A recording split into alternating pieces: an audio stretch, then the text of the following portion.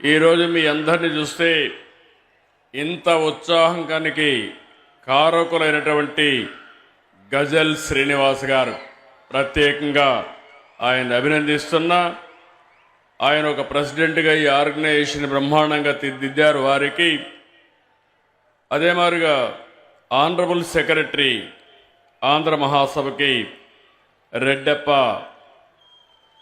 ద్రవిడ గారికి, అదే మాదిరిగా ఆనరబుల్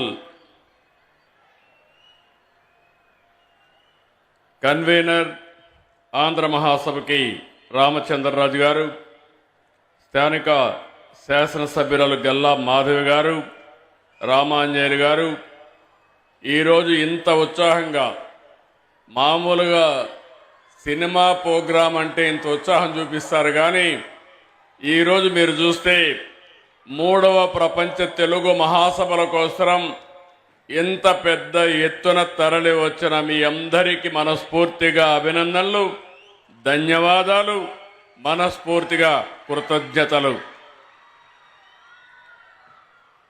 సంక్రాంతి కంటే ముందు వచ్చిన మన అమ్మ భాష పండుగ ఇది.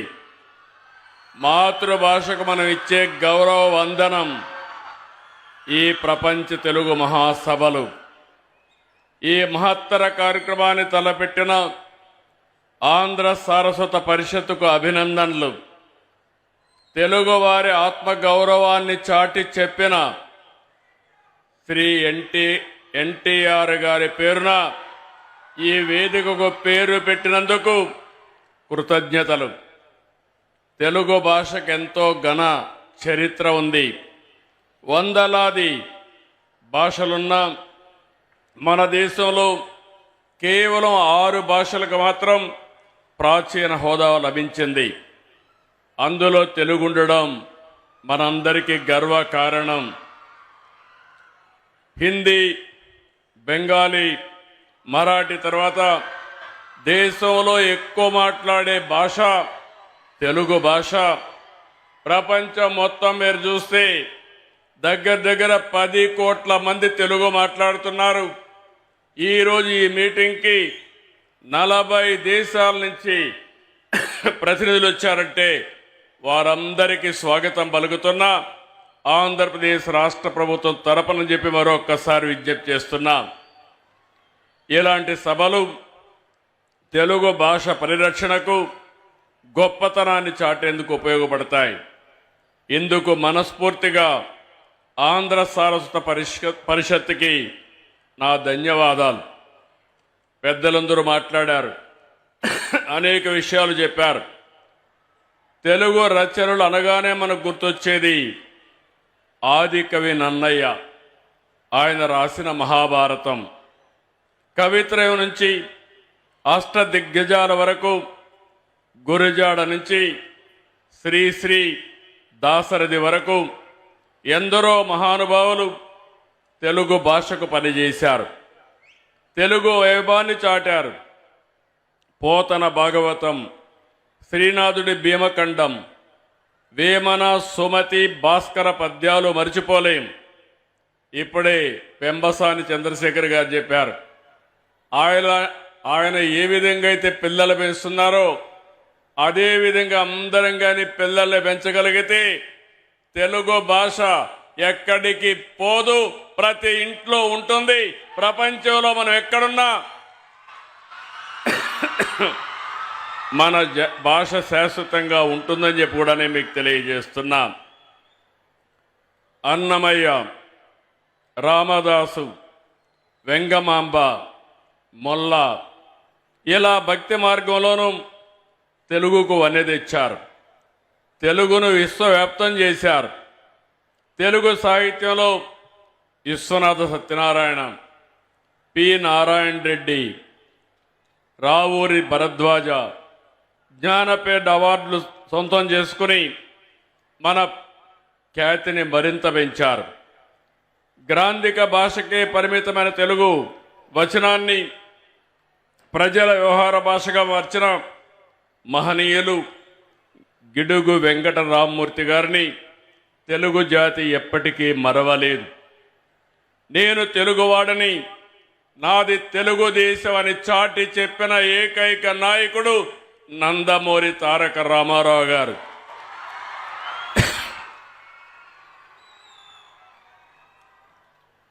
అప్పటి వరకు తెలుగు వారిని మదరాసీగా పిలుస్తూ ఉంటే కాదు, తెలుగువారు ఒకరున్నారని, తెలుగువారి ఆత్మగౌరవాన్ని ప్రపంచానికి చాటి చెప్పిన ఏకైక నాయకుడు ఎన్టీఆర్ అని చెప్పి కూడా మరొక్కసారి గుర్తు చేస్తున్నా.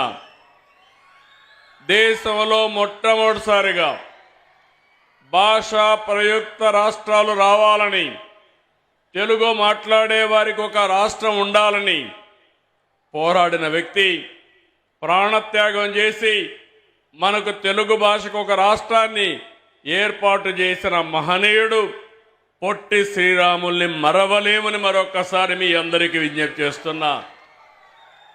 అదే సమయంలో ఆ రోజు ఆంధ్రప్రదేశ్ తెలంగాణ రెండు రాష్ట్రాలు కలవాలని ముఖ్యమంత్రిగా ఉన్నటువంటి బురుగుల రామకృష్ణరావు పదవికి త్యాగం చేసి తెలుగు జాతి ఐకమత్యం కోసం పోరాడిన వ్యక్తి.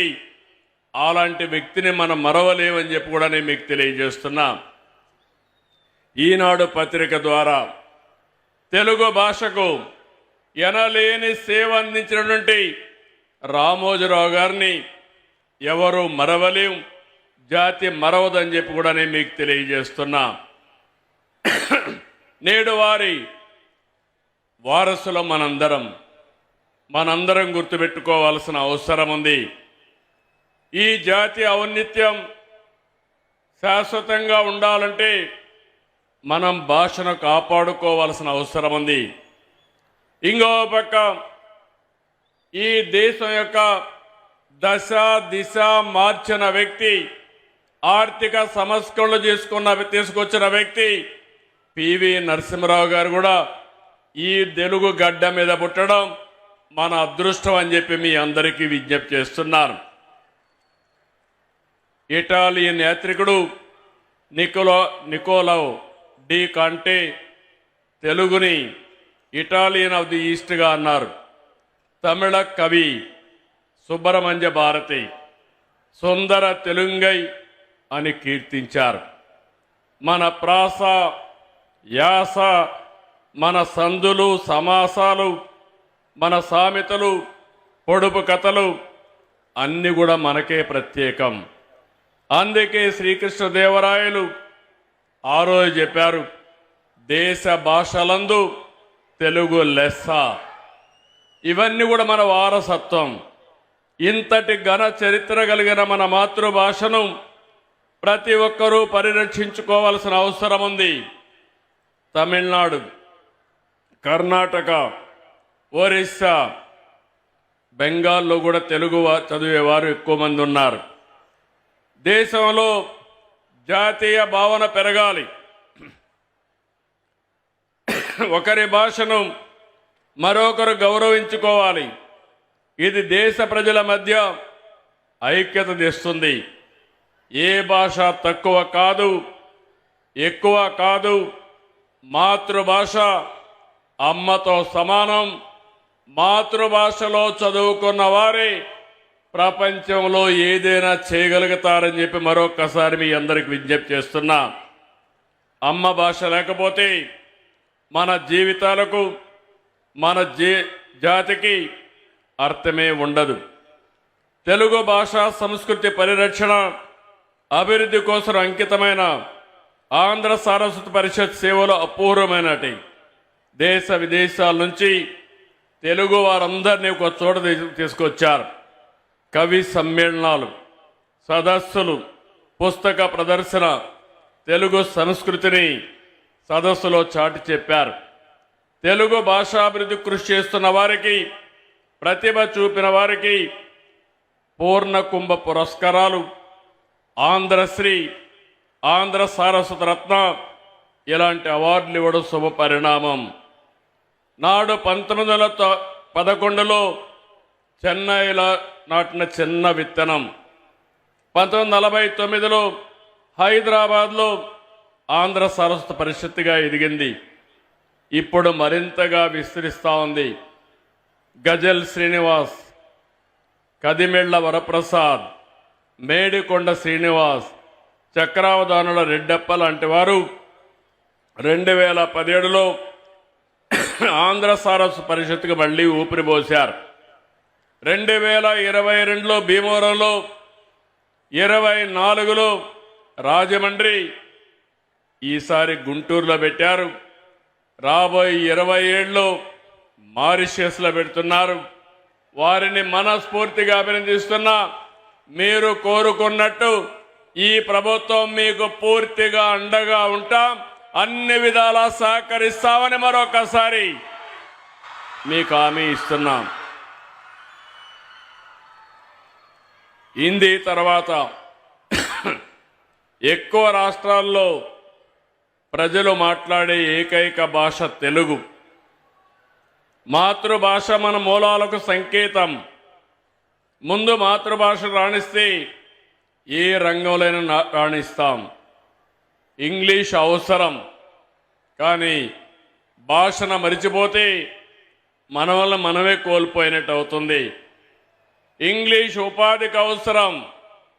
అయితే ఇప్పుడు ఇంత మునిపి చంద్రశేఖర్ గారు మాట్లాడినప్పుడు టెక్నాలజీ వల్ల ఈ భాష కనుమరుగైపోతున్నారు, కానీ నా ఉద్దేశం టెక్నాలజీ వల్ల ఈ భాషను కాపాడుకోవడానికి చాలా సులభం. రాబోయే రోజుల్లో ఇప్పుడు కొత్తగా యాప్లు వచ్చాయి.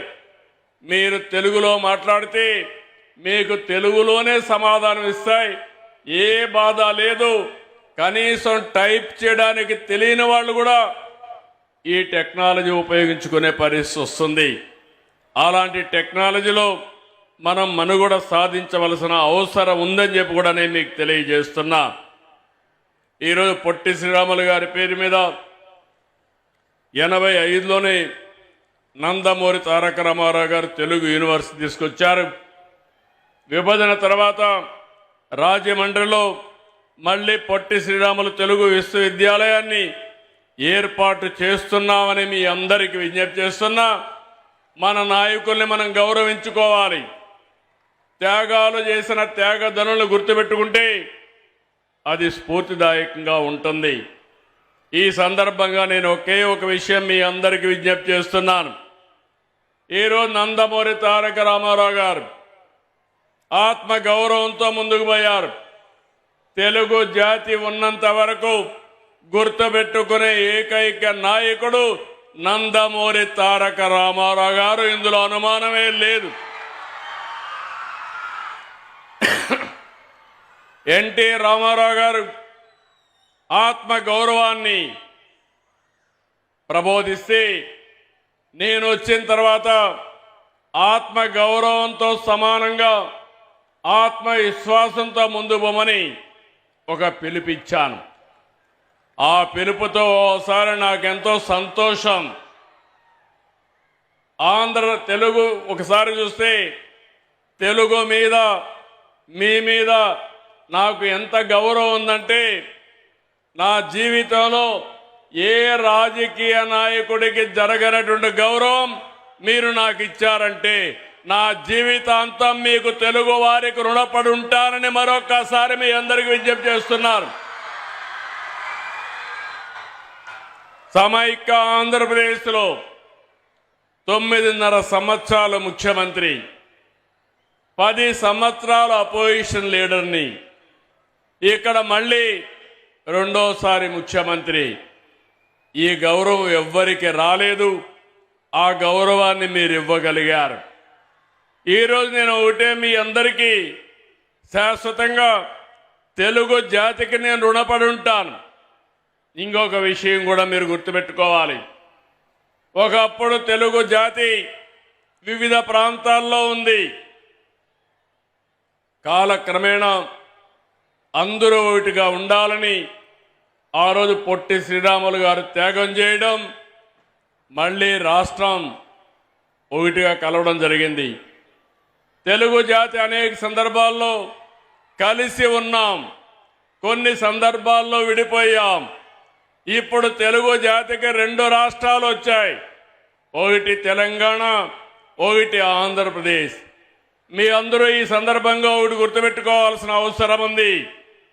ఆ రోజు నేను ఆలోచించాను, తెలుగు జాతి నాలెడ్జ్ ఎకానమీలో ముందుండాలని 30 సంవత్సరాల కంటే ముందు ఆలోచించి సైబరాబాద్ సిటీ నిర్మాణం చేసి ఐటీకి ప్రాధాన్యత ఇస్తే ఒక్క నిర్ణయం ఈరోజు ప్రపంచం మొత్తం తెలుగువారు అతి ఎక్కువ పర్ క్యాపిటా ఇన్కమ్ సాధిస్తున్నారంటే అది తెలుగువాడి సత్తా అని మరొక్కసారి మీ అందరికీ విజ్ఞప్తి చేస్తున్నాను. ఈరోజు దానికంటే మించిన అవకాశాలు మనకు వచ్చాయి. ఆర్థిక సంస్కరణలు ప్రవేశపెట్టిన వ్యక్తి పివి నరసింహరావు అయితే 1995లో భారతదేశం, అందులో తెలుగు జాతి అందిపుచ్చుకున్న ఆయుధం ఇన్ఫర్మేషన్ టెక్నాలజీ. ఈరోజు మూడోది మీరు ఒకసారి చూస్తే ఈరోజు మొత్తం భారతదేశానికి ఒక అవకాశం, అదే యువ భారతదేశం. యువకులు ఎక్కువ ఉండే దేశం ప్రపంచంలో భారతదేశం. ఇది 47 వరకు ఉంటుంది.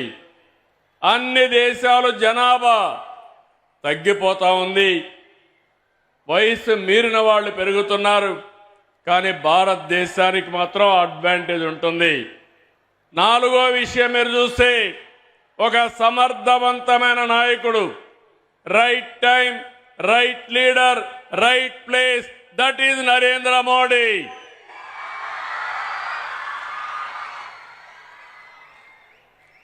ప్రధానమంత్రి గారు వికసిత్ భారత్ పెట్టి 2047కి భారతదేశాన్ని నెంబర్ 1 స్థానంలో చేర్చాలని, ప్రపంచమంతా భారతీయులు నెంబర్ 1గా ఉండాలని ఆయన కోరిక.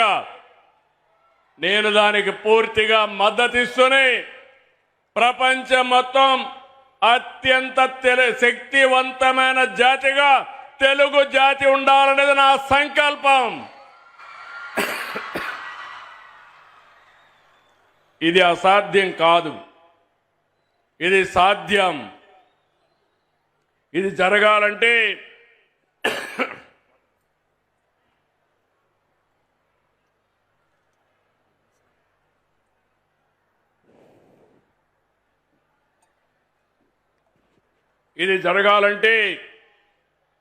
మనలో ఐకమత్యం కూడా పెరగాల్సిన అవసరం ఉంది. ఈరోజు మనకు 2 రాష్ట్రాలున్నా తెలుగు మనకు మాతృభాష. కలిసి ఉంటే ఎన్నో సమస్యలు పరిష్కారం చేసుకుంటూ ముందుకు పోయే పరిస్థితి వస్తుంది. నేను ముందే చెప్పాను, 30 ఏళ్లకు మునుపు ఎన్టీ రామారావు గారు ముఖ్యమంత్రి అయిన తర్వాతనే నాగార్ సాగర్లో ఉండే ఏదైతే కృష్ణా జలాల్ని ఆ రోజు ఆంధ్రప్రదేశ్కు ఉపయోగించుకోవాలని ఒక పక్క ఎస్ఎల్బీసీ తీసుకొచ్చి, ఇంకో పక్క ఎస్ఆర్బీసీ తీసుకొచ్చి సాగునీటికి దారి చూపించిన ఏకైక నాయకుడు నందమూరి తారక రామారావు గారు.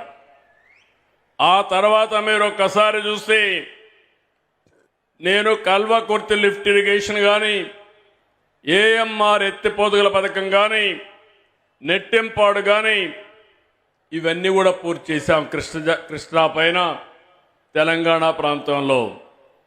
ఇంకో పక్క కృష్ణా డెల్టా మోడర్నైజేషన్ పేరుతో 20 టీఎంసీ నీళ్లు పొదుపు చేసి ఆ నీటిని తెలంగాణకు కేటాయించి భీమా లిఫ్ట్ ఇరిగేషన్ కూడా పూర్తి చేశాం. ఇంకో పక్క మీరు చూస్తే గోదావరి నదిపై గుప్తా, ఆలీసాగర్, ఇంకో పక్క దేవాదులు ఎత్తిపోత పథకాలు కూడా చేపట్టాం.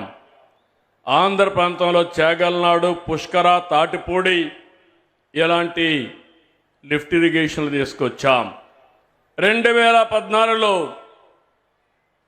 పట్టిసీమ ప్రాజెక్టుతో కృష్ణా డెల్టాకు నీరు తీసుకొచ్చాం. ఆంధ్రప్రదేశ్ కలిసి ఉన్నప్పుడు హైదరాబాద్ని ఒక నాలెడ్జ్ ఎకానమీగా తయారు చేసేసరికి మనం ఫౌండేషన్ ఇస్తే, విభజన జరిగిన తర్వాత హైదరాబాద్ తెలంగాణకు వెళ్ళిందని కొత్త రాజధాని అమరావతి, అదే సమయంలో పోలవరానికి మన చట్టంలో ప్రత్యేక నిధులు, ప్రత్యేకమైన హక్కు కల్పించే పరిస్థితికి వచ్చారు. ఈరోజు నేను మీ అందరికీ ఒకటి హామీ ఇస్తున్నాను. చరిత్రలో కొంతమందికి కొన్ని అవకాశాలు వస్తాయి.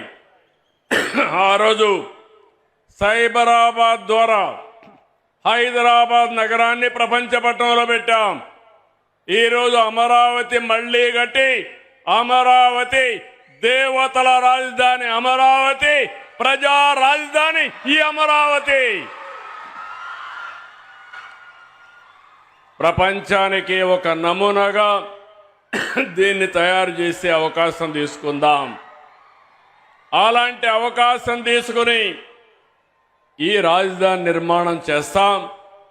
అదే సమయంలో ఇంకొక పక్క మీరు చూస్తే, నేను ఒకే విషయం మీ అందరినీ కోరుతున్నాను. పోయిన సంవత్సరం దగ్గర 6,282 టీఎంసీ నీళ్లు గోదావరి కృష్ణాలో సముద్రంలోకి వెళ్ళాయి. గోదావరిలో నీళ్లు పుష్కరంగా ఉన్నాయి. అందుకే మీరు చూసినప్పుడు నేను ఎప్పుడు కూడా గోదావరి నీళ్లు వాడుకుంటే ఎప్పుడు నేను అడ్డు చెప్పలేదు. విభజన తర్వాత కాళేశ్వరం ప్రాజెక్టు కట్టినప్పుడు గోదావరి పైన ఎన్ని ప్రాజెక్టులు కట్టినా పర్వాలేదు, మనకు నీళ్లు వస్తాయనే ఉద్దేశంతో నేను ముందుకెళ్ళాను.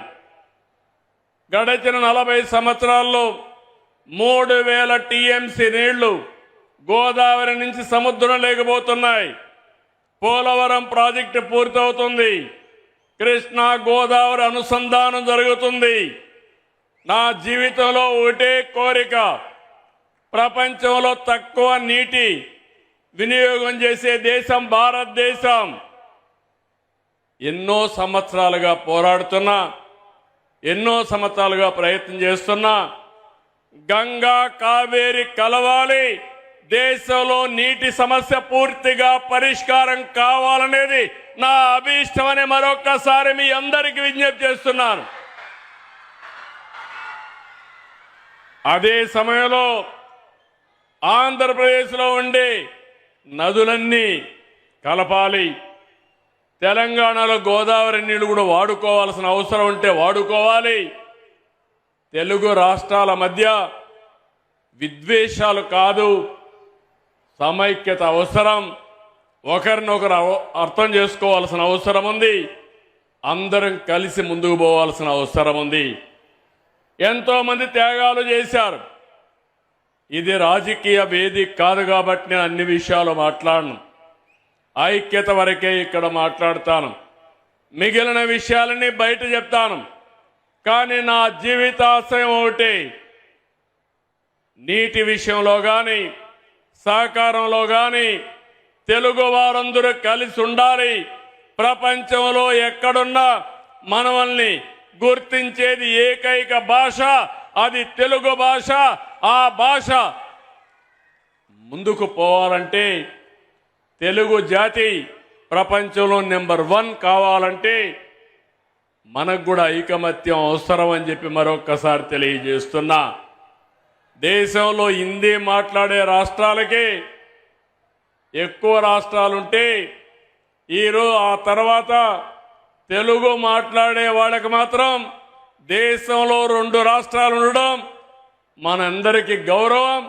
ఈ గౌరవాన్ని నెక్స్ట్ లెవెల్కి తీసుకుపోవాలంటే, ఒకప్పుడు ఇజ్రాయెలీస్ జూయిష్ ఎవరైతే ఉన్నారో వాళ్ళ జనాభా 1 కోటి కూడా లేదు. కానీ ప్రపంచం అంతా కూడా ఆర్థికంగా ముందుకు పోయి, అమెరికాకు పోయినా ఏ దేశానికి పోయినా శక్తివంతమైన జాతిగా జూయిష్ ఉన్నారు.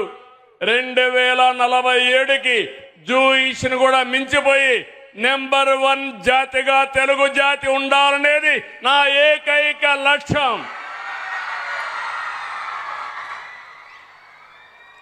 అందులో ఈరోజు ఇక్కడుండే మన మిత్రులందరూ ఇక్కడ ఉన్నారు. వారందరిని అభినందిస్తున్న 3వ ప్రపంచ తెలుగు మహాసభలు.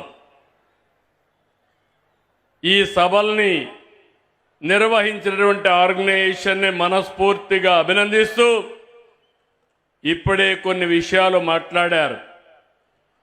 టీచర్స్ అందరూ వచ్చారు. వారందరికీ వచ్చిన వారికి ఓడీగా అనుమతి ఇమ్మన్నారు. తప్పకుండా ఇలాంటి మంచి కార్యక్రమాలకు అటెండ్ అయిన ప్రతి ఒక్కరికి ఓడీగా ట్రీట్ చేస్తామని చెప్పి కూడా నేను మీకు తెలియజేస్తున్నా.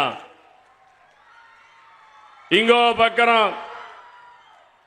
ఇప్పుడే మన మిత్రులైనటువంటి అయ్యన్న పాత్రుడు గారు, శ్రీనివాస్ గారు కొన్ని విషయాలు చెప్పారు.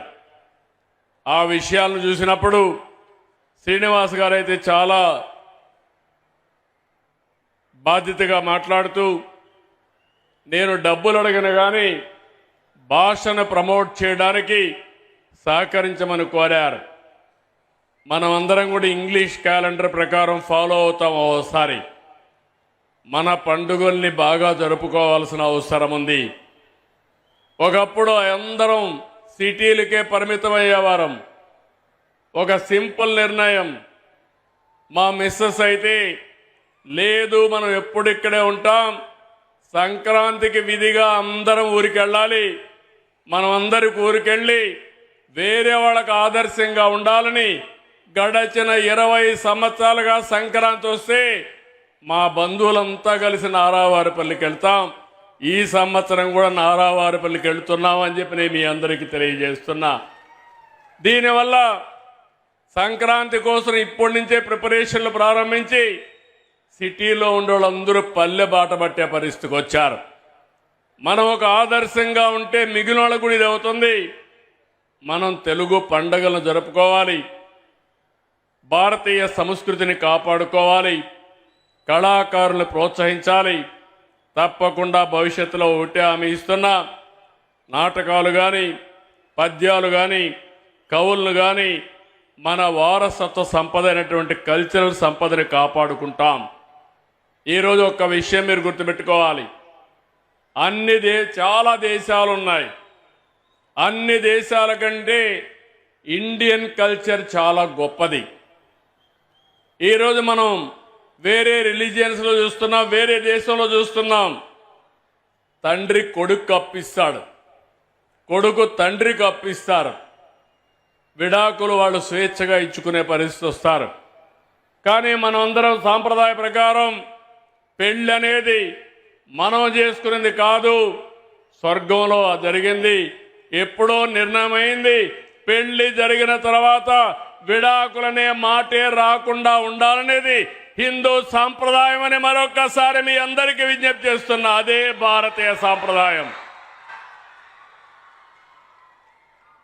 కుటుంబ వ్యవస్థను కాపాడుకునే ఏకైక దేశం భారతదేశం. అది హిందువులు కావచ్చు, ముస్లింలు కావచ్చు, క్రిస్టియన్స్ కావచ్చు. అది ఒక్క భారతదేశానికి, ఇండియాకి సొంతం అని చెప్పి కూడా నేను మీకు తెలియజేస్తున్నా. ఇలాంటి గొప్ప విలువలతో మనం ముందుకు పోతున్నాం.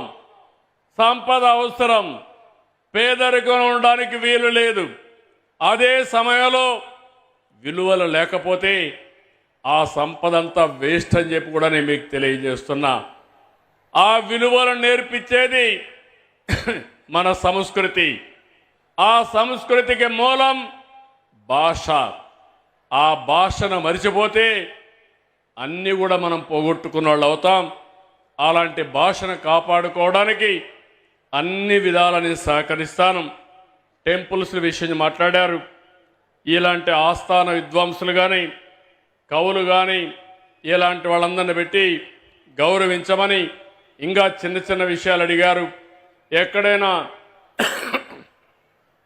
కల్చరల్ టీమ్స్కి వెళ్ళి కల్చరల్ ప్రోగ్రామ్స్ ఇస్తే అలాంటి వారందరికీ ఆర్టీసీ బస్సుల్లో కూడా ఉచిత ప్రయాణ సౌకర్యం ఏర్పాటు చేయమని కోరారు.